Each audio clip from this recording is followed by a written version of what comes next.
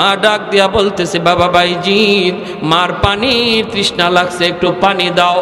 বাইজিৎ কলসের মধ্যে দেখেন পানি নাই। পানি আনার জন্য তিনি ঘরের বাহিরে গেলেন। এক গ্লাস পানি নিয়ে দৌড়ায় তিনি ঘরে আসলেন। আইসা দেখেন মা ঘুমা গেছে।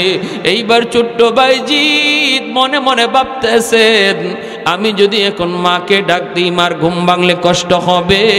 মাথার পাশে গ্লাস নিয়ে তিনি দাঁড়ায় রইছেন। বাইরা বন্ধুরা, শেষ সাথে মায়ের ঘুম ভাঙছে। মা দেখে বাইজিৎ মাথার পাশে দাঁড়ানো, সাথে সাথে বুকে জড়ায় নিয়ে দোয়া করে, আল্লাহ আমার বাইজিৎ আমাকে ডাক দিতে পারতো, ডাক দেয় নাই, আমার কষ্ট হবে। আমি মার এতটা সুখের চিন্তা যেই সন্তানে করলো, আমি মায়ের বদলা কি দিব? দেওয়ার কিছু নাই, আমার কাছে কিছু নাই গো। কিন্তু আল্লাহ তোমার কাছে অনেক কিছু আছে। আমি মার কাছে আছে শুধু দুইটা হাত। আল্লাহ আমি দুইটা হাত তোমার দরবারে বাড়ায় দিলাম। আমার বাইজিৎকে তুমি ওলি বানাইলে আমি খুশি না, জগতের সকল ওলিদের সরদার বানায় দাও। মা দোয়া করতে দেরি হয়েছে, কবুল হতে দেরি হয় না। এজন্য যুবক, লেখাপড়ার ফলাফল তুমি ভালো চাও, মা বাবারে খুশি রাখো, বাপ মার কথা মতো চলো। নবী বলেন, যদি বাপ মা খুশি থাকে আল্লাহ তোমার উপর খুশি আছে। বাপ মা যদি নারাজ থাকে আল্লাহ নারাজ হয়ে যায়। আর যদি বাপ মার নামে সন্তান বেশি বেশি দান সৎকার করে, তাহলে এই দান সৎকার খবর আল্লাহ কবরের সাথে সাথে পৌঁছায় দেয়।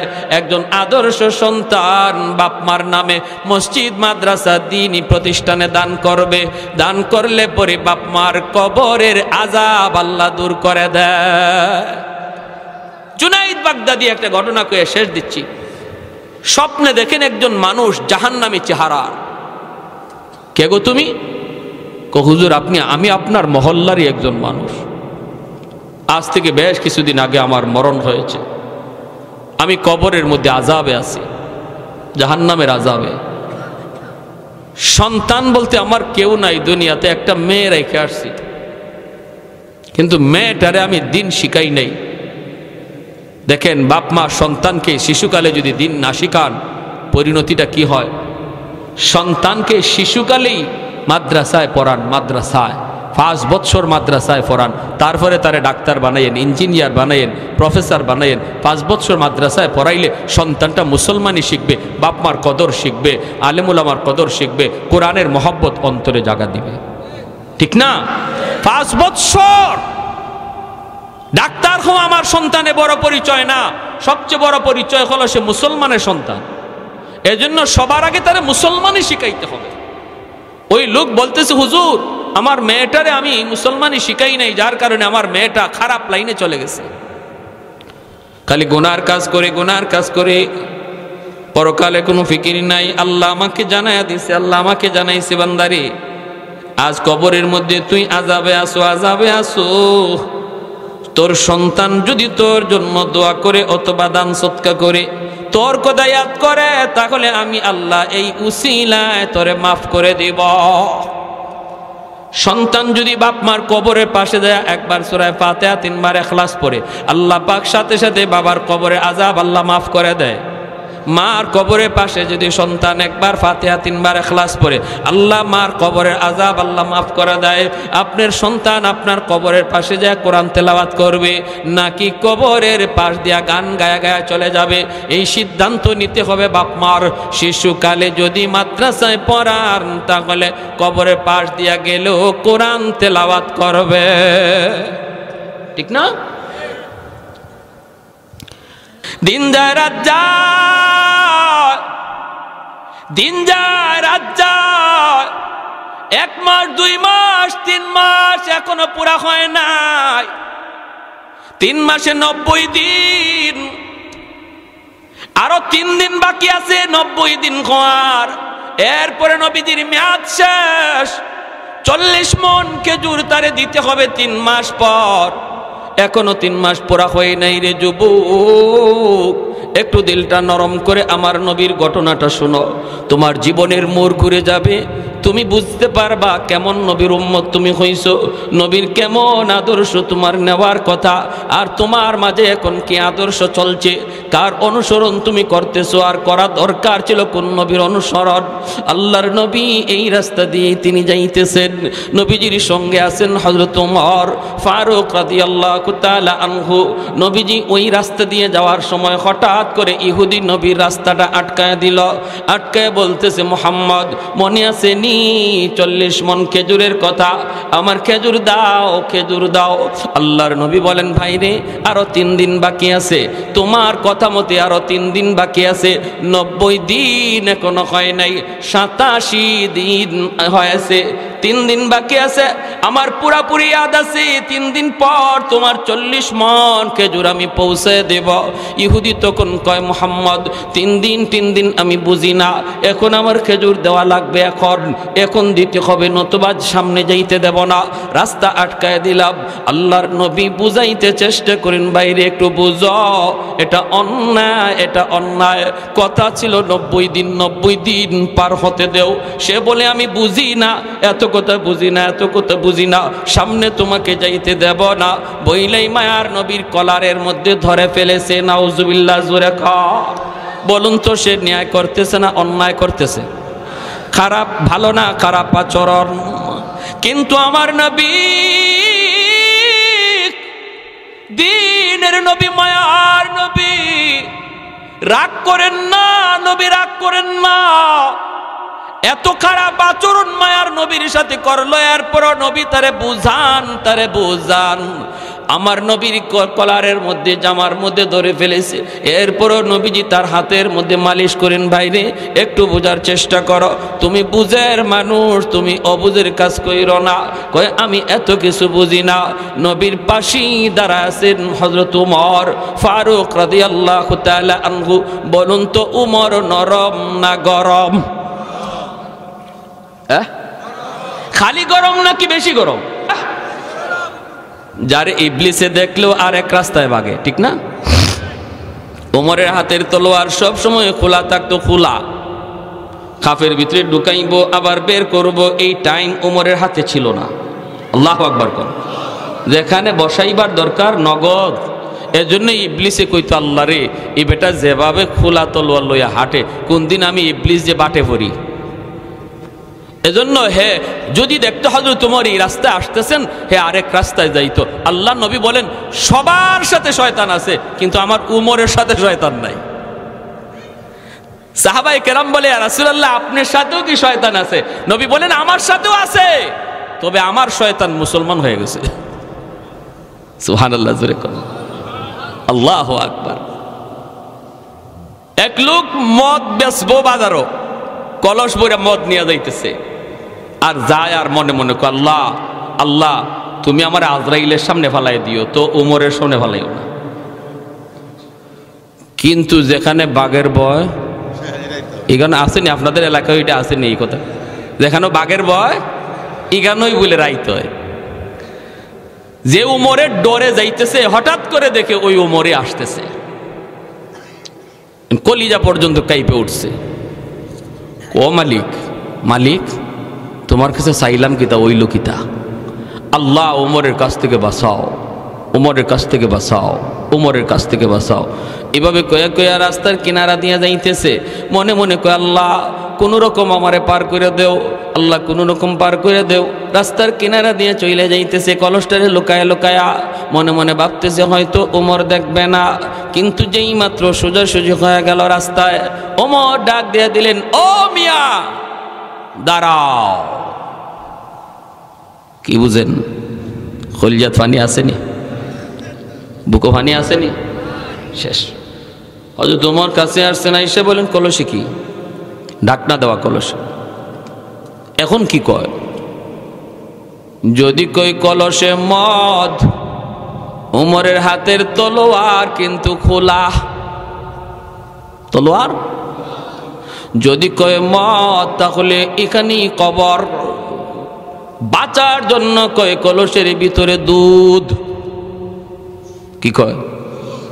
মনে মনে ভাবতেছে হয়তো দুধ খাওয়ার পরে ওমরে বলবে, ঠিক আছে চলে যাও। কিন্তু না গো, এমন হয় নাই। উমরে কই দুধ না অন্য কিছু দেখতে হবে, ডাকনা সরাও। যেই মাত্র কইছে ডাকনা সরাও, ডাকনার দিকে যখন হাত বাড়ায়, হাতে কাঁপতেছে, বডিতে কাঁপতেছে, আর কালিমা পড়তেছে। আর কই এখানে জীবনে শেষ কথা যেন কালেমা হয়। মনে মনে কই আল্লাহ, বহুত বড় অন্যায় করে ফেলেছি গো মাবুদ, তোমার কাছে চাওয়ার তো কোনো কিছু কমতি নাই। আল্লাহ, আমি বহুত বড় অন্যায় করে ফেলেছি, জীবনের জন্য আমি তওবা করলাম, আমি আর জীবনে মদের ব্যবসা করব না। আল্লাহ, তুমি আজকের মতো আমাকে বাঁচাও। দিলে দিলে শুধু কান্না করে করে আল্লাহর কাছে তওবা করেছে। আল্লাহ তার দিলের কান্না আল্লাহ কবুল করে ফেলেছে। যেই মাত্র দিলে দিলে তওবা করেছে রে আল্লাহর গোলাম, তওবা করার জন্য মুফতি সাহেবের কাছে যাইতে হয় না, অপরাধ থেকে ফিরে আসার জন্য চেয়ারম্যানের কাছে যাওয়া লাগে না রে আল্লাহর গোলাম। আল্লাহর নবী বলে, আত্তাইবু মিনাজ যামবি কামান লা যামবা লা। তুমি অন্যায় করেছো, অন্যায়ের কথা কাউকে বলা লাগবে না, কারো কাছে গিয়ে বইলে তোমার তওবা করা লাগবে না, মুখে মুখেও বলতে হবে না, পয়সা করেও খরচ করা লাগবে না, শুধু দিলের ভিতরে তুমি কও আল্লাহ ভুল করে ফেলেছি, অন্যায় করে ফেলেছি গো মালিক। এই অন্যায়ের খবর কেউ জানে না, জানো শুধু তুমি। আল্লাহ, তুমি যেমন গোপন করে রাখছো, কিয়ামতের ময়দানও এই দোষটা গোপন করে রাখো। আল্লাহ, আমি আর জীবনে এই অন্যায় করব না। আল্লাহ পাক তার দিলের কথা শুই না, তার তওবাকে আল্লাহ কবুল করে নেয়। এখানে আপনারা যারা আসছেন, আপনারা কে কোন অপরাধে জড়িত, আমি কোন গুনার মধ্যে জড়িত কেউ জানে না, জানেন আল্লাহ। এই জায়গায় বসে যদি মনে মনে তওবা করে ফেলি, আল্লাহ গো, আল্লাহ আমার এই অপরাধ কেউ জানে না, জানো তো তুমি। আল্লাহ, এই জায়গায় বসে আমি তওবা করলাম, আর জীবনে আমি এই অন্যায় করব না, এই অন্যায় পথে যাইব না। আল্লাহ পাক তোমার দিলের কথাটা আল্লাহ পাক শুনতেছেন, কারণ আল্লাহ আলিমুম বিযাতিস সুদূর। রব্বুল আলামিন বসার আগে তুমি ছিলা গুনাহগার, দিলে দিলে তওবা করার পরেই তুমি হয়ে যাবা আল্লাহর ওলি। তওবাকারীর নাম আল্লাহর তালিকায় ওলির খাতায় লেখা হয়, ওলির খাতায় লেখা হয়। অতএব এখানে আমরা যারা বসলাম, এই মুহূর্তে যদি গুনাহ থেকে সরার নিয়ত আমরা এখন করি, তাহলে নিয়ত করার সাথে সাথে আল্লাহ পিছনের সব গুনাহ মাফ কইরা ওলির খাতায় আমাদের সবার নাম লিখে দিবে। কারা কারা এই নিয়তটা করতে পারি একটু হাত তুলে আল্লাহকে দেখান। সবাই সবাই সবাই। আল্লাহ, তুমি প্রতিটা হাতকে কবুল করো। আল্লাহ, জানি না আমরা কে কোন গুনাহে জড়িত, কিন্তু আল্লাহ তুমি তো জানো। আল্লাহ, আমরা সবাই স্বীকার করলাম আমরা আর এই গুনাহ করবো না। আল্লাহ, তুমি মাফ করো।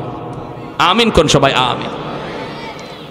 হাতটা বাড়াইতেছে কলসের দিকে, হাতটা কাঁপে, বডিটা তার কাঁপে, ভয়ে কাঁপতেছে, কিন্তু আল্লাহর দরবারে তার দিলের কথা তো কবুল হয়ে গেছে আল্লাহর গোলাম। যেই মাত্র কলসের ঢাকনাটা সে সরাইছে আর নিয়ত করে ফেলেছে, এখনই তো আমার কল্লা যাবে, আমিও তো এমনি বাঁকা হয়ে রয়েছি, কল্লা তো আমার রেডি হয়ে রয়েছে। উমরের হাতে তো তলোয়ার, মাত্র তলোয়ারটা চালাবে, দেহ থেকে কল্লা আলাদা হয়ে যাবে। হাতটা যেই মাত্র কলসের মুখের দিকে নিছে, নিয়া ঢাকনাটা সরাইছে, ঢাকনাটা সরাইতেই আল্লাহু আকবার, আল্লাহু আকবার। তাকায় দেখে কলস ভরা মদ আল্লাহ পাক দুধ বানায়া দিছে। আর একটু জোরে সুবহানাল্লাহ। লা জিদ্দা ওয়ালা নিদ্দা ওয়ালা হাদ্দা লিমাওলা, লা জিদ্দা ওয়ালা নিদ্দা ওয়ালা হাদ্দা লিমাওলা, আল আনা কামা কানা ওয়ালাম ইয়ালকা জাওয়ালা, আল আনা কামা কানা ওয়ালাম ইয়ালকা জাওয়ালা, লা মিসলা ওয়ালা সাওয়ারা মিসলা ওয়া নাযীরা, মান ক্বালা সিওয়া যালিকা কাদ ক্বালা মুহালা, মান ক্বালা সিওয়া যালিকা কাদ ক্বালা মুহালা, লা ওয়ালদা ওয়ালা ওয়ালিদা লা আম্মা ওয়া খালা, লা শিবহা ওয়ালা মিসলা ওয়ালা কুফুয়া লিমাওলা। একটু জোরে সুরে বলেন আল্লাহু আকবার।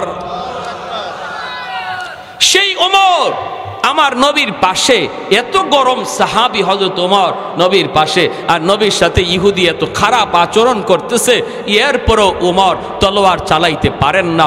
গুসায় ওমর ফুলে যাইতেছেন, চেহারা লাল হয়ে গেছে। ওমর অ্যাকশনে যাইতে পারেন না, কারণ মায়ার নবী স্বয়ং এখানে হাজির। আমার নবী ইশারা না দিলে, নবী অনুমতি না দিলে ওমর কিছু করতে পারতেছেন না। কিন্তু গুসায় তিনি কাঁপতেছেন, ঠিক না? আমার আপনার সামনে যদি নবীর সাথে এমন আচরণ কেউ করত, তাহলে আমি বাসমু না মরমু এই চিন্তা আমাদের কারো থাকতো না, ঠিক না? ঠিক না? জোরে কন। এখন তো নামাজ কাজা হইতে পারে, কিন্তু নবীরে আমার সামনে বেইজ্জত করবে আর আমি সায়া সায়া দেখমু, এটা কোনোদিন নবীর উম্মতের কাজ হতে পারে না, ঠিক কি না? আমার আপনার চেয়ে 1000 গুণ ইশক ভালোবাসা ওমরের অন্তরে, সেই ওমরের অবস্থাটা কেমন হইতেছে এখন বুঝেন। চেহারা লাল হয়ে গেল, চোখগুলা বড় বড় হয়ে গেল, কিরিমিরি খাইতেছেন, কিন্তু নবীর দিকে বারবার তাকাইতেছেন। নবী কোন রকম একটু ইশারা দেননি, বলে এ বেটা উমর তুই এখনো তাকায় তাকায় দেখস, ওরে সাইজ কর, এরকম খালি ইশারাটা নবী দেন কিনা।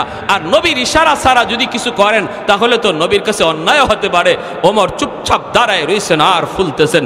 যেই মাত্র নবীর কলারও ধলে ফেলেছে, আল্লাহর নবী হযরত ওমরের দিকে তাকাইছেন, তাকায় দেখেন ওমরের চোখগুলা লাল হয়ে গেছে, চেহারাটা লাল হয়ে রইছে। হবেই তো, হবেই তো, হবে না কেন? মায়ার নবী তখন বলেন, ওমর, ধমক দেওয়ার কথা ইহুদিকে আমার রহমতের নবী বলতেছেন, ওমর চোখ নিচের দিকে নামাও, গোসা থামাও, সে পাওনাদার, দুই কথা বলতেই পারে, তোমার আমার রাগ করা উচিত নয়। আরো আসতে এখন সুবহানাল্লাহ। চিনে যান নবীকে, কোন নবীর উম্মত আমি আপনি, একটু নবীর আদর্শটা শুনে যান। আর আমি আপনি হইলে কি কইতাম, এই তুই এরে এখনো জমিনের উপরে রাখছো, হ্যাঁ? পাশে যে থাকতো বডিগার্ড, এরে কইতাম তুই এরে এখনো জমিনের উপরে রাখছো, এরে তাড়াতাড়ি জমিনের নিচে শোয়াই দে, ঠিক না? কিন্তু আল্লাহর নবী ধমক দেওয়ার কথা ইহুদিরে, ধমকটা দিলেন নবীর সাহাবীরে, ওমর চোখ নিচের দিকে নামাও, সে পাওনাদার, পাওনাদার দুই কথা বলতেই পারে, এই হজম তোমার রাখতে হবে, যেরকম সুবহানাল্লাহ। তাহলে আমরাও বুঝলাম পাওনাদার দুই কথা বলে যদি, এটা হজম করা নবীর সুন্নত, ঠিক না? আর আমাদের সমাজে তো এখন উল্টা। আমাদের সমাজে এখন কেউ যদি কাউরে করজ দেয় আর এই পাওনা টাকা চাইতে যায়, হে আরো উল্টা বেইজ্জত হয়। সমাজ উল্টে গেছি গা। আজকে করজ নাই কেন সমাজে?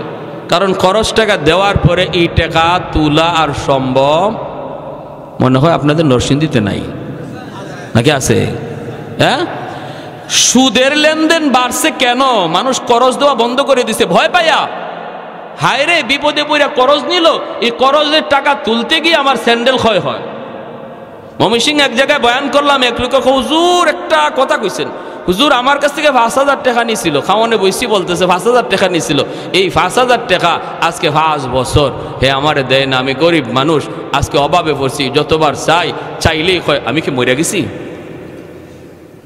চাইলে কি কয় জানেন, আমি কি মরে গেছি? তোমার টাকা লইয়ে কি আমি মরে গেছি? দিমু তো বললাম। তখন আমি কইলাম, ভাই তুই কোন দিন মরবে এটা কো, যেদিন মরবে মরার আগের দিন আই মরার আগে আইতাম না। পারবো কেউ এরকম গ্যারান্টি দিত? যেরকম গ্যারান্টি দিতে পারবে? বলে ভাই তুই আমি আগামী মাসে মরমু, তুই ওই 30 তারিখের আগে 29 তারিখ আইস। এই কথা বলার কোনো সুযোগ আছে? তো এই কথা বলার সুযোগ নাই। বলতেছে হুজুর একদিন তারা বাজারে পাইলাম চা খাইতেছে বন্ধু বান্ধব লইয়া, তো আমি বললাম ভাই দেখ ভাই তুই বিপদে পড়ছিলে, আমি তোরে সাহায্য করছি ভাই, আজকে আমি বড় বিপদে ভাই, তুই আস্তে আস্তে হইলে টাকাটা দেস না ভাই, আমি খুব বাচ্চা কাচ্চা নিয়ে কষ্টে আছি।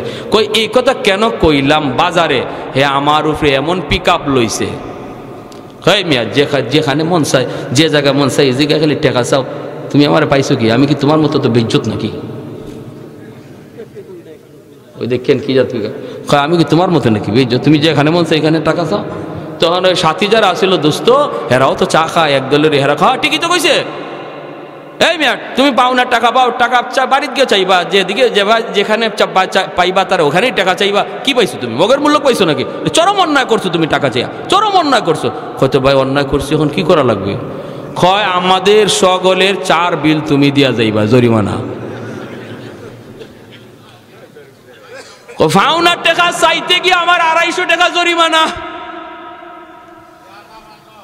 কি ভাই? আর এজন্য মানুষ হাতে টাকা থাকলেও হয় নাই, ঠিক না? টাকা থাকলেও হয় নাই, আর সুদকুররা তো কাঁচা টাকা লইয়া বই রয়েছে, আমার দ্বারা আও গিট্টো লাগাইয়া সারম। এজন্য সমাজে সুদের ব্যবসা গরম, কারণ সমাজে করজ দেওয়া বন্ধ হয়ে গেছে। আর করজ বন্ধ হওয়ার পিছনে দায়ী আমরা নিজেরা।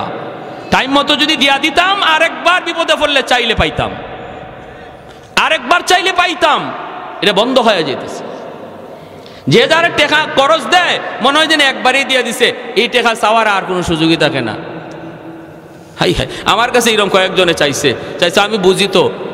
চাওয়ার পর আমি বললাম, ভাই তুই আমার সে 5000 টাকা চাইছো, কর্জা লাগতো না ভাই, আমি তোরে 2000 টাকা এমনি দিয়ে দিলাম। জাগি ভাই, আমার করজ লাগবো না। কিন্তু দেখেন করজে কত বড় সওয়াব ছিল। আল্লাহ নবী বলে, দান করলে যেই সওয়াব, করজে 18 গুণ বেশি সওয়াব। একজন মানুষকে দান করলে যেই সওয়াব, একজন মানুষকে করজ দিলে এর চেয়ে 18 গুণ বেশি সওয়াব। নবীকে জিজ্ঞেস করা হয়েছিল, ইয়া রাসূলুল্লাহ, করজে এত বেশি সওয়াব কেন? নবী বলে, এর বেশি সওয়াব কারণ হলো, যে মানুষটা করজ চায় সে সমাজে সম্মানী মানুষ, হে হাত পাততে পারে না, সে ভিক্ষা করতে পারে না, সে বিপদে পইরা সম্মানী মানুষটা তোমার কাছে করজ চাইছে, ওই সম্মানী মানুষের সম্মান যে তুমি রাখছো, এজন্য আল্লাহ তোমাকে 18 গুণ বেশি সওয়াব দেয়। কিন্তু এটা তো আমার ধৈর্য রাখতে হবে, ঠিক কি না? টাইম মতো সময় মতো দিয়া দিতে হবে। এজন্য আমরা যারা এখানে আসছি, একটু আল্লাহর দোহাই, যদি কেউ কারো কাছে করজ আইনা থাকি, আল্লাহর দোহাই, যদি নাও পারেন অন্তত তার সাথে যোগাযোগটা রাখেন। বলে, ভাই এই মাসে পারছি না ভাই, সামনে মাসে তোরে দিয়ে দিব, ভাই এই টাইম মতো পারছি না ভাই, আগামী মাসে দিয়ে দিব, এতটুকু কইরেন। নতুবা আজকে সুদের ব্যবসা গরম হওয়ার জন্য আপনি দায়ী, ঠিক কিনা জোরে খান? আপনি আমি দায়ী সুদের ব্যবসা গরম হওয়ার জন্য। মনে কষ্ট পাইতেছেন আপনারা ভাই? মানে কিছু কথা বইলা ফেলতেছি আমি, আনুষঙ্গিক কথা, যেগুলা আসলে সব জায়গায় বলি না, কিন্তু আপনাদের আগ্রহ দেখে একটু বলতে আমার ইচ্ছে হইতেছে।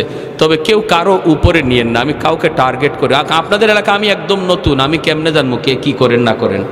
আমি গড়ে কইতেছি, যদি উফরে ফইরা যায় আল্লাহর দোহাই আমার উপরে রাগ করেন না, এটা শরীয়তের কথা। তবে আপনার কাছে অনুরোধ থাকবে, আমরা এর থেকে বের হয়ে আসবো ইনশাআল্লাহ। আল্লাহর নবী বলতেছেন, উমর চোখটা নিচের দিকে নামাও, আর তার দিকে গরম করা যাবে না, সে পাওনাদার। দুই কথা বলতেই পারে, রে উমর, এ উমর আসো আমার কাছে আসো। নবীজি কাছে ডাইকে আনলেন, আইনে নবী কানে কানে বলতেছেন, উমর যাও এখনই তারে খেজুর দিয়ে আসো, 40 মণ খেজুর তারে এখনই দিয়ে দাও। আল্লাহর নবীকে উমর বলেন, নবী গো 3 দিন তো এখনো বাকি আছে। নবী বলেন, উমর রে, সে তো মানতে রাজি না, অতএব তার সাথে আর বাড়াবাড়ি করে লাভ নাই, খারাপ আচরণ করে লাভ নাই, এখনই তারে দিয়ে দাও। আর উমর একটু শুনো, তারে যখন 40 মণ খেজুর তুমি দিবা, আরো 10 খেজুর তারে বেশি দিয়া দিও। হযরত উমর বলতেছে, মায়ার নবী গো, ওগো রহমতের নবী, ওগো দরদি নবী, কেমন করে আপনি হজম করলেন? আল্লাহু আকবার। ওগো দরদি নবী, কেমন করে আপনি আচরণটা হজম করলেন গো নবী? আপনাকে আল্লাহ কেমন ভাবে বানাইছে গো? আল্লাহ কেমন ভাবে আপনারে বানাইছে? এজন্য আল্লাহ বলেছে, বন্ধু তুমি জগতের জন্য রহমত, তুমি জগতের জন্য রহমত। হযরত ওমর বলতেছে, নবী গো 10 বেশি কে তারে কেন দিব? এত খারাপ আচরণ করলো, এরপরে আবার বেশি দিব কেন? মায়ার নবী তখন বলেন, উমর রে, তুমি যে তার দিকে রাগ করে তাকাইছো, এর জরিমানা হলো 10। कौनैन मुख्तार खुदा तुमको बनाया, कौनैन मुख्तार खुदा तुमको बनाया, उम्मत का निगाहबान खुदा तुमको बनाया, उम्मत का निगाहबान खुदा तुमको बनाया। मौला मेरा आका मेरा रहमत की नबी है, ताजदार मदीना के तुमाके अरबी है, ताजदार मदीना है तो माह अरबी है, अशजार ने देते हैं नबूवत के शहादात, तशकीक कमर में है तो अंगुल की इशारात, तशकीक कमर में है तो अंगुल की इशारात। एक तो जोरे सुरे बोलें अल्लाहु अकबर। हजरत उमर কথা আর বাড়ালেন না, সাথে সাথে হযরত উমর লোকটারে ডাক দিলেন, মিয়া আসো, তুমি তোমার খেজুরগুলি নিয়ে যাও। হযরত উমর লোকটারে নিয়ে তিনি বাইতুল মালে হাজির হয়ে গেলেন। 40 মণ খেজুর তারে দিয়া দিলেন। আবার যখন 10 খেজুর তারে বেশি দিতে চান, লোকটা তখন ডাক দিয়া বলতেছে, উমর রে, আমি পাই হলো 40 মণ, আবার 10 তুমি কেন বেশি দিতেছ? হযরত উমরের এমনি তো মিজাজ খারাপ, এমনি তো মাথা গরম হয়ে রইছে, আবার প্রশ্ন যখন করে বেশি কেন দিতে চাও? হযরত উমরের রাগ আবার বেড়ে গেল। আবার তিনি হজম করলেন আর বলতেছেন, কথা বাড়াইও না, যা দেই লইয়া তুমি সোজা চইলা যাও, আমারে আর তুমি গরম কইরো না। কেন 10 বেশি দিলাম প্রশ্ন কইরা আমার গুসা বাড়ায়ও না, বাড়ায়ও না। ইহুদি তখন ডাক দিয়ে কইর, উমর আমি নিব না, 10 আমি বেশি নিব না যতক্ষণ পর্যন্ত এর কারণ না জানছি।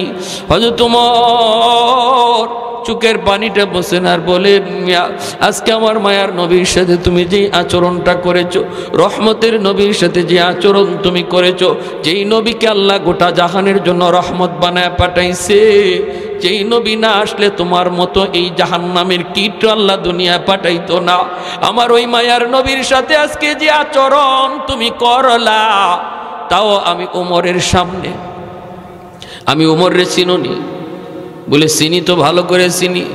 আমার সামনে আজকে যে আচরণ তুমি যে করছো নবীর সাথে, যদি আজকে এখানে আমার নবী না থাকতেন তাহলে এই মুহূর্তে তোমার ঠিকানা হতো মাটির নিচে।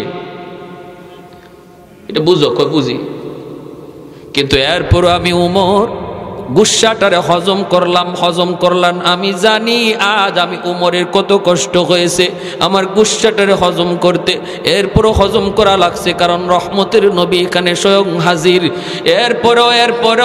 এরপরও নবী তোমাকে দমক দিলেন না, ধমকটা দিলেন আমাকে, কানে কানে আমাকে বলেছেন, উমর রে তারে 10 বেশি দিয়া দিও। আমি নবীকে জিজ্ঞেস করেছিলাম, নবী গো 10 কেন? আমার রহমতের নবী বলেছেন, আমি যে তোমার দিকে রাগ করেছি, চোখ লাল করেছি, এর জরিমানা হলো 10। সাথে সাথে ইহুদি কান্না শুরু করে দিল। ইহুদি কান্না করে আর কই, উমর আমি খেজুর নিতে আসি নাই, আমি মায়ার নবীর ধৈর্য পরীক্ষা করতে এসেছি, কারণ আমি তাওরাত কিতাবের একজন পণ্ডিত। তাওরাত কিতাবের ভিতরে আখেরি জমানার নবীর যতগুলি আলামত তাওরাত কিতাবে রয়েছে রে, সবগুলি আলামত আমি মুহাম্মাদুর রাসূলুল্লাহর কাছে পেয়েছি। একটা কথা ছিল এমন তাওরাত কিতাবে, সেখানে আল্লাহ লিখে দিয়েছে আমার আখেরি নবী আমার দোস্ত এমন ধৈর্যশীল হবে, তার সাথে খারাপ আচরণ করলেও সে খারাপ দিয়ে জবাব দিবে না, খারাপ ভাষায় যদি কেউ গালি দেয় তিনি খারাপ ভাষায় জবাব দিবে না, ইনি এতটা ধৈর্যের পাহাড় হবে, ধৈর্যের পাহাড়। এই পরীক্ষাটা আমার এখনো পাওয়া বাকি ছিল, অতএব আমি ইচ্ছা করে খারাপ আচরণ করেছিলাম, সেই আলামতটা পাওয়ার জন্য উমর আজ আমার প্রমাণ হয়ে গেছে ইনি মুহাম্মাদুর রাসূলুল্লাহ আখেরি নবী, যেই নবীর কথা আল্লাহ তাওরাত কিতাবে আগেই জানায় দিছে। অতএব আমি আর দেরি করতে চাই না, আমাকে তাড়াতাড়ি কালেমা পড়া নবীর দরবারে নিয়ে যা। আল্লাহু আকবার, জোরে বলি লা ইলাহা ইল্লাল্লাহ, জুড়ে লা ইলাহা ইল্লাল্লাহ, লা ইলাহা ইল্লাল্লাহ, জুড়ে লা ইলাহা ইল্লাল্লাহ, লা ইলাহা ইল্লাল্লাহ, লা ইলাহা ইল্লাল্লাহ।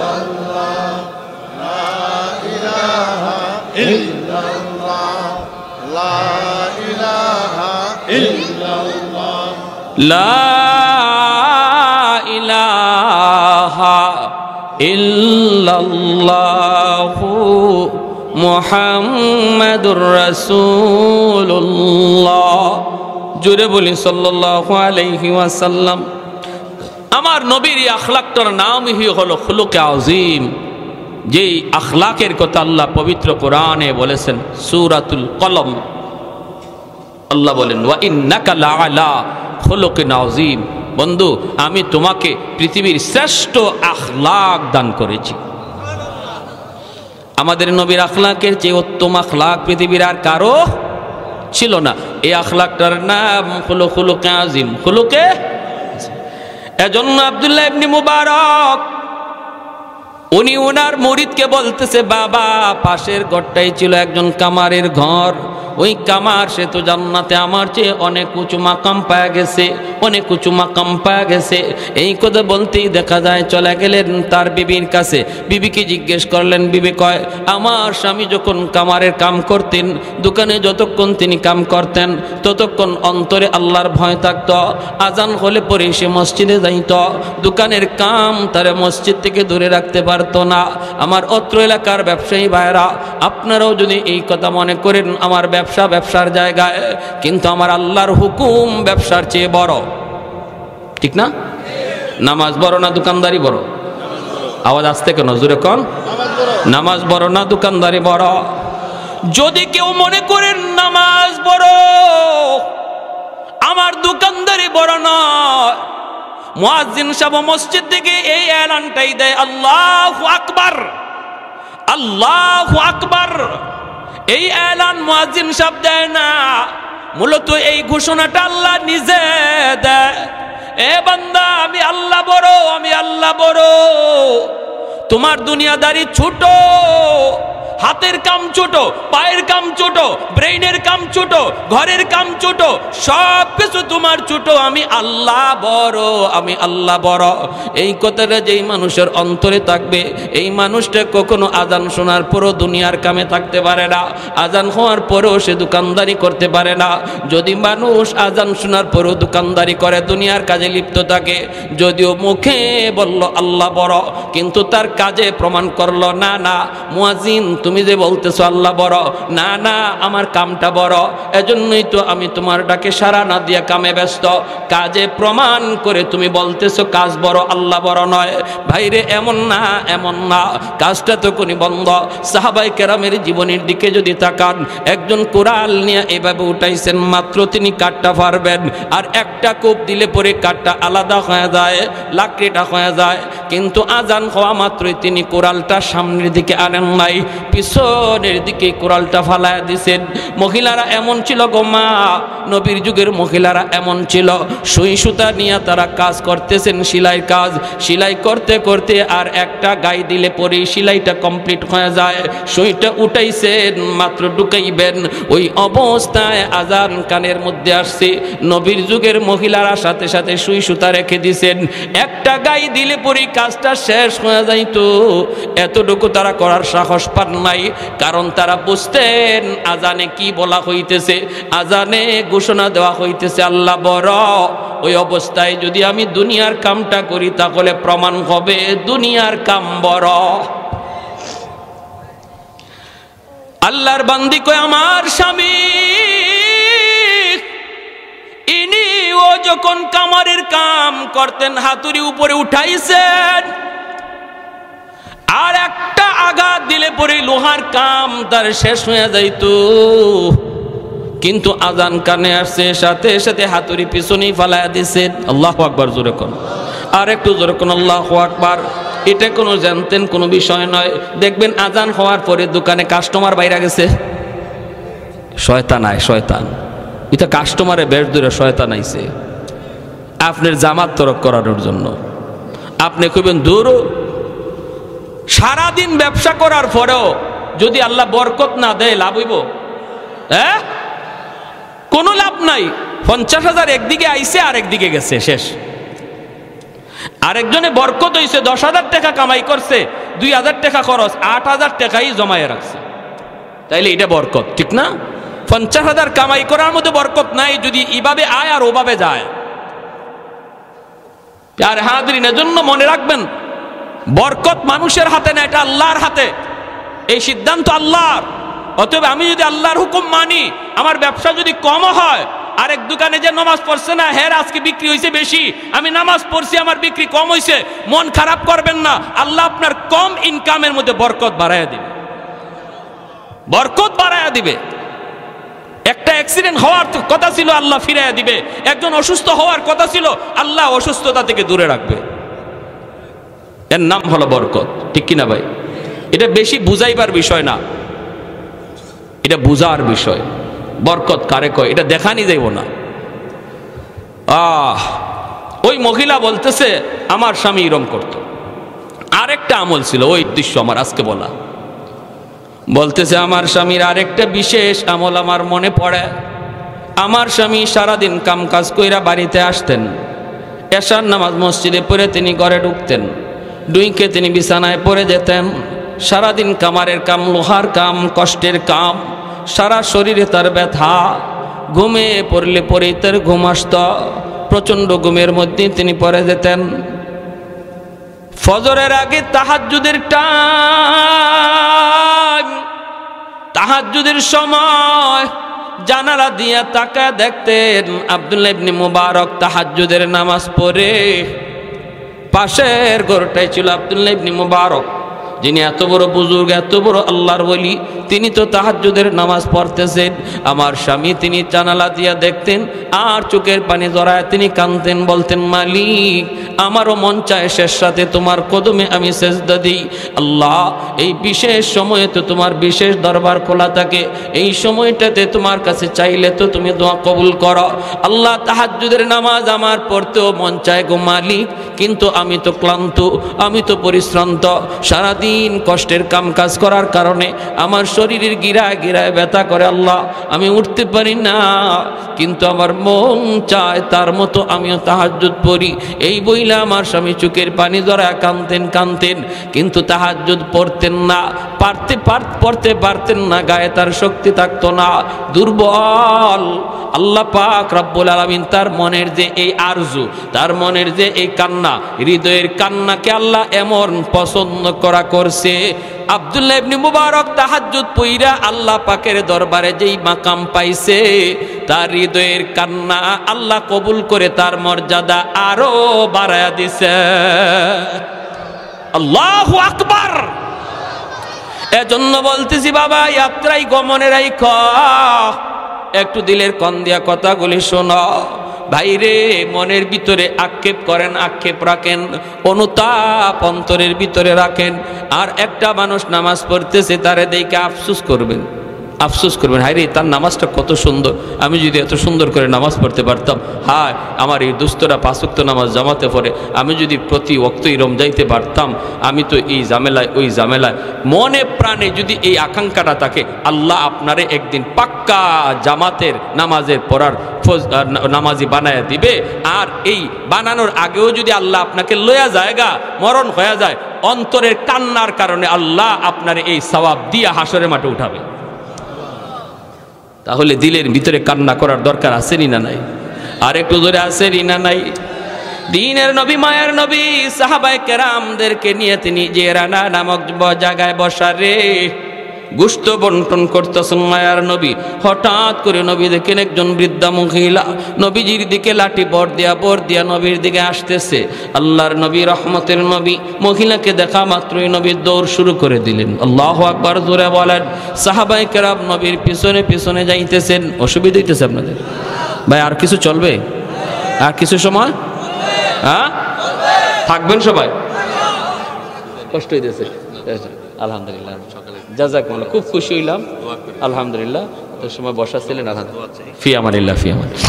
ব্যস্ত মানুষের পর যে সময় দিয়েছেন, শুকরিয়া। আমরা দোয়া করি আল্লাহ পাক দেশ দশ ও ইসলামের খাদেম বানান। সবাই বলি আমিন। আমার ভাইরা, যে রানা নামক জায়গায় নবীজি বসা, ওই অবস্থায় একজন মহিলা, বৃদ্ধা মহিলা, লাঠিতে বর দিয়া কোমর বাঁকা হয়ে গেছে, নবীজির দিকে আসতেছে। আল্লাহর নবী, রহমতের নবী, মহিলাকে দেখা মাত্রই নবীজি তিনি দৌড় শুরু করে দিলেন। দৌড় অথচ মায়ার নবী কারো সম্মানে নবী উঠতে হয় না, কারো সম্মানে নবী দৌড়াইতে হয় না, কারণ এই দুনিয়ায় নবীর চেয়ে সম্মানী কেউ, জোরে কোন আমার নবীর চেয়ে সম্মানী কেউ আছে? এজন্য মায়ার নবী কারো সম্মানে নবী দৌড়াইতে হয় না, আগাইতে হয় না, দাঁড়াইতে হয় না।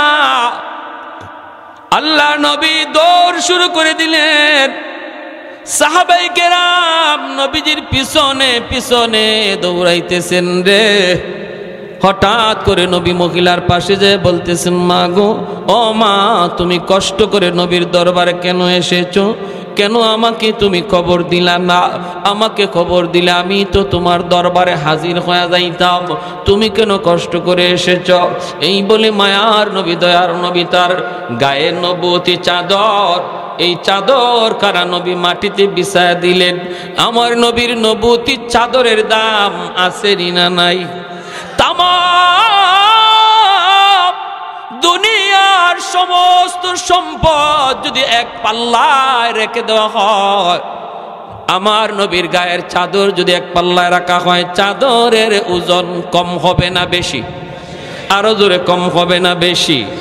ভাইরা বন্ধুরা, জন্ম বলতেছিলাম রে ভাই, নবীর গায়ের নবুয়তি চাদর নবীজি বিছায়া দেয়া বলতেছেন, মা গো, ও মা, তুমি নবীর নবুয়তি চাদরে বসো, এই চাদরে তুমি বসে যাও, কষ্ট করে এসেছ। মহিলা বসতে চাইলেন জুতা ছাড়া, মায়ার নবী বলেন, মা গো, জুতা ছাড়া নয়, তোমার জুতার ধুলিতে নবীর নবুয়তি চাদর ধন্য হবে। কে সেই মহিলা? কারে তো দাম? ও আমার এই এলাকার মা বোনেরা, একটু মনোযোগ দিয়ে শুনো। মা গো, তোমাদের দাম অনেক বেশি, অনেক সম্মানী তোমরা গো। তোমরা নবীদের মা, তোমরা অলিদের মা, তোমরা নবীদের মা, তোমরা অলি আল্লাহদের মা। তোমাদের গর্ভ থেকে নবী এসেছেন, অলি আল্লাহ এসেছেন, মঈনুদ্দিন চিশতি, আব্দুল কাদের জিলানী তোমাদের পেট থেকে এসেছে। অতএব মনে রাখো, তোমাদের দাম অনেক বেশি, অলির চেয়েও মায়ের দাম বেশি, নবীর চেয়েও মায়ের দাম বেশি। আল্লাহু আকবার। এজন্যই মায়ার নবী তিনি বলেন, মা গো, তুমি নবুয়তি চাদরে জুতা সহ বসে যাও। আল্লাহর নবী কথায় তিনি বসে গেলেন। সাহাবায়ে কেরাম চিনেন না মহিলাকে, সাহাবায়ে কেরাম কোনদিন তারা দেখেন নাই। আল্লাহর নবীকে সাহাবীরা প্রশ্ন করেন, মায়ার নবী গো, এই মহিলাকে কি তার পরিচয়? নবীজি তখন বলেন, সাহাবীরা রে, তোমরা তো নবীর মাকে দেখো নাই, আমি নবীর মা তো শিশুকালেই বিদায় নিছেন, জন্মের আগেই নবীর বাবা দুনিয়া থেকে বিদায় নিছেন। তোমরা তো জানো তোমাদের নবীর একজন দুধ মা আছে রে, এই দুধ মার নাম তোমরা জানোনি? সাহাবীরা কয়, নবী গো, আপনার দুধ মার নাম হালিমা সাদিয়া। আল্লাহর নবী চোখের পানি মুছেন আর বলেন, সাহাবীরা রে, শুধু নবীর দুধ মার নাম শুনেছ, কোনদিন তোমরা দেখো নাই। আজকে ভালো করে দেখে নাও, আজকে ভালো করে দেখে নাও, নবীর নবুয়তি চাদরে যিনি বসছে গো, ইনি আর কেউ নন, ইনি হলেন নবীর দুধ মা, যার নাম হলো হালিমা সাদিয়া। আল্লাহ নবী বুঝাইলেন, উম্মতের দল, একজন দুধ মার সেবা, দুধ মার ইজ্জত সম্মান যদি আমি নবী এইভাবে করলাম, তোমরা তোমাদের আপন মারে কেমন সেবা করবা? আমি নবী যদি আমার মাকে পাইতাম কেমন সেবা করতাম? এজন্যই মায়ার নবী, রহমতের নবী বলে, উম্মতের দল, মনে রাখো, রেদার রব্বি ফি রেদাল ওয়ালিদাইন ওয়া সাখাতুর রব্বি ফি সাখাতিল ওয়ালিদাইন। যেই সন্তানের উপরে তার বাপ মা রাজি থাকে, আল্লাহ তার উপর রাজি থাকে। যেই সন্তানের উপরে বাপ মা নারাজ থাকে, আল্লাহ তার উপর নারাজ হয়ে যায়। অতএব বাপ মারে খুশি করলে আল্লাহরে খুশি করা যায়। বাপ মা যদি নারাজ হয় রে যুবক, আল্লাহ তোমার উপরে নারাজ। যেই সন্তানের উপরে বাপ মা রাজি, 1 নাম্বার দুনিয়ার ফায়দা হলো আল্লাহ তার হায়াতের ভিতরে বরকত বাড়ায় দেয়। অ্যাক্সিডেন্ট কথা ছিল তার হওয়ার, কপালে ছিল অ্যাক্সিডেন্ট, আল্লাহ মার দোয়া বাবার দোয়া থাকলে অ্যাক্সিডেন্ট থেকে আল্লাহ বাঁচায়। টাটা মাথার মধ্যে পড়ার কথা ছিল, বাপ মার দোয়া থাকলে আল্লাহ কাইটা দেয়। যে কোনো বিপদ হায়াতের ভিতরে আল্লাহ তোমার বরকত বাড়ায় দেয়। বাপ মার দোয়া যদি তাকে আল্লাহ বিপদ দূর করে দেয়, হায়াতে বরকত আল্লাহ বাড়ায় দেয়। 2 নম্বর হলো যদি তোমার বাপ মা তোমার উপর খুশি থাকে রে গোলাম, আল্লাহ তোমার রিজিকের ভিতরে বরকত বাড়ায় দিবে। বাপ মার দোয়া যদি তোমার থাকে, ছোট্ট দোকানদারি করলো বরকত বেশি হবে, ছোট্ট চাকুরি করলো আল্লাহ বরকত বাড়ায় দিবে, রিজিকের ভিতরে আল্লাহ বরকত বাড়ায় দিবে। 3 নম্বর ফায়দা হলো তাফসীরের কিতাবের মধ্যে লিখেন, তোমার সন্তানকে আল্লাহ মানুষের মতো মানুষ বানাবে, তোমার সন্তানকে মানুষের মতো মানুষ বানাবে। যেই সন্তানগুলি লেখাপড়া করে, ওরা যদি লেখাপড়া করা অবস্থায় বাপ মারে মাইনা চলে, বাপ মার কথা মতো চলে, বাপ মারে কষ্ট না দেয়, আল্লাহ তার লেখাপড়ার ভিতরে বরকত বাড়ায় দেয়। ভাইরা বন্ধুরা, এজন্যই তো বাইজিদ বুস্তামি রহমাতুল্লাহি আলাইহি পরীক্ষা দিবেন আগামীকাল। সারা রাত তিনি পড়ালেখা করতেছেন।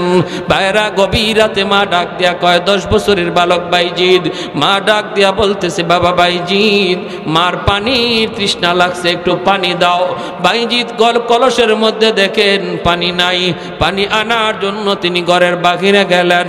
1 গ্লাস পানি নিয়ে দৌড়ায় তিনি ঘরে আসলেন। আইসা দেখেন মা ঘুমা গেছে। এইবার ছোট্ট বাইজিদ মনে মনে ভাবতেছেন, আমি যদি এখন মাকে ডাক দিই, মার ঘুম ভাঙলে কষ্ট হবে। মাথার পাশে গ্লাস নিয়ে তিনি দাঁড়ায় রইছেন। ভাইরা বন্ধুরা, শেষ সাথে মায়ের ঘুম ভাঙছে। মা দেখে বাইজিদ মাথার পাশে দাঁড়ানো, সাথে সাথে বুকে জড়ায় নিয়ে দোয়া করে, আল্লাহ আমার বাইজিদ আমাকে ডাক দিতে পারতো, ডাক দেয় নাই, আমার কষ্ট হবে। আমি মার এতটা সুখের চিন্তা যেই সন্তানে করলো, আমি মায়ের বদলা কি দিব? দেওয়ার কিছু নাই, আমার কাছে কিছু নাই গো। কিন্তু আল্লাহ তোমার কাছে অনেক কিছু আছে। আমি মার কাছে আছে শুধু 2টা হাত। আল্লাহ আমি 2টা হাত তোমার দরবারে বাড়ায় দিলাম। আমার বাইজিদকে তুমি ওলি বানাইলে আমি খুশি না, জগতের সকল ওলিদের সরদার বানায় দাও। মা দোয়া করতে দেরি হয়েছে, কবুল হতে দেরি হয় না। এজন্য যুবক, লেখাপড়ার ফলাফল তুমি ভালো চাও, মা বাবারে খুশি রাখো, বাপ মার কথা মতো চলো। নবী বলেন, যদি বাপ মা খুশি থাকে আল্লাহ তোমার উপর খুশি আছে, বাপ মা যদি নারাজ থাকে আল্লাহ নারাজ হয়ে যায়। আর যদি বাপ মার নামে সন্তান বেশি বেশি দান সৎকার করে, তাহলে এই দান সৎকার খবর আল্লাহ কবরের সাথে সাথে পৌঁছায় দেয়। একজন আদর্শ সন্তান বাপ মার নামে মসজিদ, মাদ্রাসা, দ্বীনি প্রতিষ্ঠানে দান করবে। দান করলে পরে বাপ মার কবরের আযাব আল্লাহ দূর করে দেয়। জুনাইদ বাগদাদি একটা ঘটনা কয়ে শেষ দিচ্ছি। স্বপ্নে দেখেন একজন মানুষ জাহান্নামী চেহারার। কে গো তুমি? হুজুর আমি আপনার মহল্লারই একজন মানুষ। আজ থেকে বেশ কিছুদিন আগে আমার মরণ হয়েছে। আমি কবরের মধ্যে আযাবে আছি, জাহান্নামের আযাবে। সন্তান বলতে আমার কেউ নাই দুনিয়াতে, একটা মেয়ে রেখে আসছি, কিন্তু মেয়েটারে আমি দিন শিখাই নাই। দেখেন, বাপ মা সন্তানকে শিশুকালে যদি দিন না শিখান, পরিণতিটা কি হয়? সন্তানকে শিশুকালেই মাদ্রাসায় পড়ান, মাদ্রাসায় 5 বছর মাদ্রাসায় পড়ান, তারপরে তারে ডাক্তার বানাইয়েন, ইঞ্জিনিয়ার বানাইয়েন, প্রফেসর বানাইয়েন। 5 বছর মাদ্রাসায় পড়াইলে সন্তানটা মুসলমানই শিখবে, বাপ মার কদর শিখবে, আলেমুল আমার কদর শিখবে, কোরআনের মহব্বত অন্তরে জাগা দিবে। ঠিক না? 5 বছর ডাক্তার হওয়া আমার সন্তানের বড় পরিচয় না, সবচেয়ে বড় পরিচয় হলো সে মুসলমানের সন্তান। এজন্য সবার আগে তারে মুসলমানই শিখাইতে হবে। ওই লোক বলতেছে, হুজুর আমার মেয়েটারে আমি মুসলমানই শিখাই নাই, যার কারণে আমার মেয়েটা খারাপ লাইনে চলে গেছে, খালি গুনার কাজ করে, গুনার কাজ করে, পরকালে কোনো ফিকির নাই। আল্লাহ আমাকে জানাইয়া দিছে, আল্লাহ আমাকে জানাইছে, বান্দারে আজ কবরের মধ্যে তুই আযাবে আসো, আযাবে আসো। তোর সন্তান যদি তোর জন্য দোয়া করে অথবা দান সৎকা করে, তোর কথা ইয়াদ করে, তাহলে আমি আল্লাহ এই উসিলায় তোরে মাফ করে দিব। সন্তান যদি বাপ মার কবরের পাশে যায় একবার সূরা ফাতিহা 3 বার ইখলাস পড়ে, আল্লাহ পাক সাথে সাথে বাবার কবরের আযাব আল্লাহ মাফ করে দেয়। মার কবরের পাশে যদি সন্তান একবার ফাতিহা 3 বার ইখলাস পড়ে, আল্লাহ মার কবরের আযাব আল্লাহ মাফ করে দেয়। আপনার সন্তান আপনার কবরের পাশে যায় কোরআন তেলাওয়াত করবে নাকি কবরের পাশ দিয়া গান গায়া গায়া চলে যাবে, এই সিদ্ধান্ত নিতে হবে বাপ মার। শিশুকালে যদি মাদ্রাসায় পড়ান তাহলে কবরের পাশ দিয়া গেলেও কোরআন তেলাওয়াত করবে, ঠিক না? হুজুর, আমি আপনার কাছে এসেছি একটু সাহায্যের জন্য। আপনি যদি আমার মেয়েটাকে খবর দিতেন, আল্লাহ আমাকে জানাইছে মেয়েটা যদি আমার কথা ইয়াদ করে আল্লাহ কবরের আযাব আল্লাহ মাফ করবে। জুনাইদ বাগদাদি ঘুম থেকে ওই মেয়েটার সন্ধানে তিনি বের হয়ে গেলেন।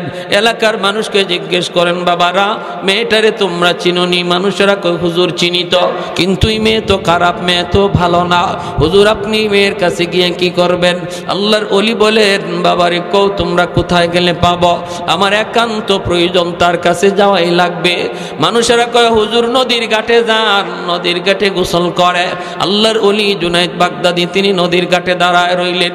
মহিলা গোসল কইরা ওইটা কয়, মৌলবী তুমি কি চাও? আল্লাহর ওলি বলতেছেন, মা গো আমি কিছু চাই না, আমি একটা খবর নিয়ে এসেছি।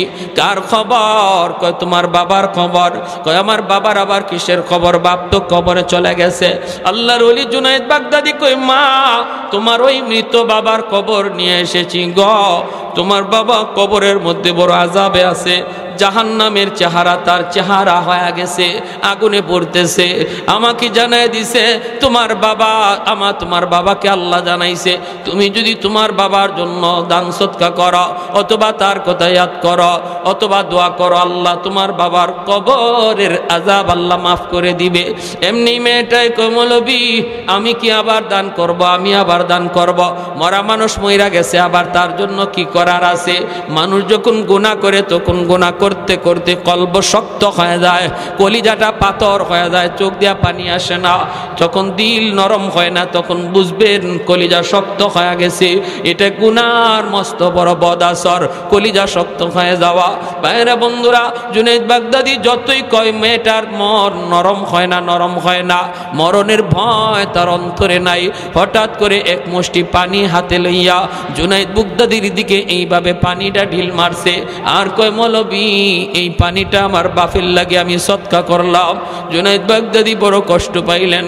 আল্লাহর ওলি তিনি সইরা গেলেন, পানিটা তার গায়ে লাগলো না, তিনি চলে যাইতেছেন মনে কষ্ট লইয়া আর কান্দেন। বলেন, মালিক এমনও সন্তান বুঝি হয় যেই সন্তানের কারণে বাপ মা রাতকে দিন বানাইল, রক্ত পানি করলো। এই সন্তান বাবার এত বড় কষ্টের এত বড় বিপদের কথা শোনার পরও একটুও তার দিল নরম হলো না।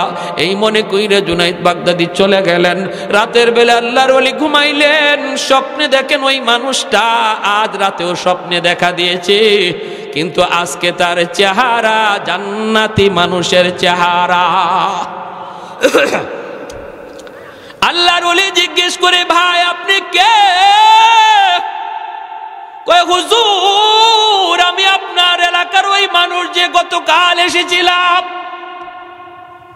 গতকাল তুমি ছিলা জাহান্নামী, আজ তুমি জান্নাতি, কেমন করে একটু আমাকে বুঝাও গো। এমনি লোকটাকে, হুজুর আমি আপনার উপকার স্বীকার করার জন্য এসেছি, আমি আপনার শুকরিয়া আদায় করার জন্য এসেছি। হুজুর আপনি আমার মেয়েটারে যখনই আমার খবর দিছেন তখন মেয়েটা আপনার দিকে ঢিল মারছে, পানি লইয়া পানি উড়ায় মারছে, ছিটায় মারছে আপনার দিকে, তাই না? বলে হ্যাঁ, কিন্তু আমার মেয়েটার এই পানি আপনার গায়ে লাগে নাই, পড়ছে মাটিতে। যেই জায়গার মধ্যে পানিটা পড়ছে ওই জায়গায় অনেক দিন যাবত একটা পোকা পানির তৃষ্ণায় ছটফট করতেছিল। ওই পোকাটার মুখে পানি যায় পড়লো, পোকাটা পানি খায়া আল্লাহর কাছে দোয়া করে, মালিক যার উসিলায় পানি খাইয়া আমি আজ প্রাণে বাঁচলাম, তুমি তারে মাফ করো। ওই পুকার দোয়ার খাতিরে আল্লাহ আমাকে মাফ কইরা দে। এজন্য বলি ভাই, যাদের বাপ মা নাই, বাপ মার কথা ইয়াদ কইরো, নামাজ পইরা দোয়া পইরো, রব্বির হামহুমা কামা রাব্বায়ানি সগীরা। কবরে পার দিয়ে যাইতেছো রে ভাই, টাইম কম, তবু এই দোয়াটা পইরা পইরা যাও, রব্বির হামহুমা কামা রাব্বায়ানি সগীরা। হাজার হুজুরে রব্বির হামহুমা দোয়া করলো এত লাভ হবে না। সন্তান যখন বাবার কবরের পাশে গিয়ে একবার এই দোয়াটা পড়বে, এটা যত লাভ হবে, যত উপকার হবে। এজন্য ভাই, আজ আসি, কাল আমরা কেউ থাকবো না। আজ বাবা চলে গেছে, কাল আমি চলে যাব। আমি যদি আমার বাবার কথা ইয়াদ করি, মায়ের কথা ইয়াদ করি, আগামীকাল আমার সন্তানও আমার কথা ইয়াদ করবে। আর যেখানে যেখানে দান করার সুযোগ আসে, এখানে বাপ মার নামে দান করব। এটা বাপ মার হক, সন্তানের কাছে পাও না, সন্তানের কাছে পাও না। আমরা যদি এটা আদায় করি, আগামীকাল আমার সন্তানও এরকম ওয়াজ মাহফিল বলেন, মসজিদ বলেন, বিভিন্ন জায়গায় এরকম কি করবে, আমাদের কথা ইয়াদ করে দান সৎকা করবে। ঠিক না ভাই? হ্যাঁ, এজন্য সন্তানকে দান করা শিখাইয়া যাও, সন্তানকে এরকম নামাজ পড়া শিখাও, সন্তানকে এরকমভাবে কি করা, হ্যাঁ, সালাম দেওয়া শিখাও। মুরব্বী একজন আসছে, ছোট্ট বাচ্চাটা কাছে আইছে, বাবা ইনি তোমার আব্বুর বন্ধু, ইনি আমার বন্ধু, তোমার চাচা হয়, সালাম দাও, সালাম দাও। বাবা ছেলেকে সালাম করা এখনও আমার মনে আছে, আমি যখন ক্লাস 3-তে পড়ি, স্কুলে পড়ি, আমাদের ঘরে আব্বার এক বন্ধু আসছে, আমি পাশের রুম থেকে দৌড় দিয়ে আব্বার কুলে চলে আসছি। আব্বা আমারে বলতেছে, তুমি সালাম দিলা না? স্কুলে পড়ি তখন, আমি সালাম দিলা না? তখন আমি বলতেছি আসসালামু আলাইকুম। আমার এখনো মনে আছে ক্লাস 3-তে না 4-তে, তখন আব্বা বলতেছে নো। আমার আব্বা একজন জেনারেল শিক্ষিত, সরকারি হেলথ ইন্সপেক্টর, আমাদের অল ফ্যামিলি জেনারেল শিক্ষিত। আমি একাই শুধু আমাদের গোষ্ঠীর মধ্যে মাদ্রাসায়। আমার ইমিডিয়েট ছোটো ভাই, আপন ভাই, আইন মন্ত্রণালয়ের রানিং উপসচিব। এরপরের ছোটো ভাইটা আমেরিকা, নিউ ইয়র্কে, ফ্যামিলি সহ সবাই, চাচারা সবাই ওই লাইনে। আব্বা বলতেছেন কি, যে এখন সালাম দিলে হবে না, তুমি আবার রুম থেকে বের হও, রুম থেকে বের হও। আমার রুম থেকে বের করছেন, বের করে বলছেন যে আবার রুমে ঢোকার সময় সালাম দিয়ে ঢুকো। কি বুঝলেন আপনি? এই যে আমারে একটা সবক দিয়েছেন, শিক্ষা দিয়েছেন। আমি ওখানে সালাম দিলেই তো হয়ে গেছিল, কিন্তু আমাকে ইয়াদ করানোর জন্য, এই জন্যই এতটুকু করছেন বিদায়। আজ 45 বছর আমার, তখন বয়স ছিল হয়তো 7 বছর, 7 বছরের 8 বছরের সেই ঘটনাটা এখনো আমার মনে আছে। আমার আব্বা সালাম না দেওয়ার কারণে আমার রুম থেকে বের করে দিয়েছিলেন, বের করে বলছিলেন আবার রুমে ঢুকো, সালাম দিয়ে ঢুকো। এই হলো বাপমার শিক্ষা, ঠিক কিনা জোরে কম? এইভাবে যদি আমরা সন্তানকে ইসলামী শিক্ষায় গড়ে তুলি, ইসলামী আদর্শে গড়ে তুলি, তাহলে এই সন্তান ডাক্তার হলো বেনামাজি হবে না, ইঞ্জিনিয়ার হলো সে খারাপ লাইনে যাবে না, বাপমার সাথে বেয়াদবি করবে না, মুরব্বীদের সাথে বেয়াদবি করবে না। আল্লাহ আমাদের সবাইকে অল্প কথাগুলো উপর আমল করার তৌফিক দান করুন। সবাই বলে আমিন।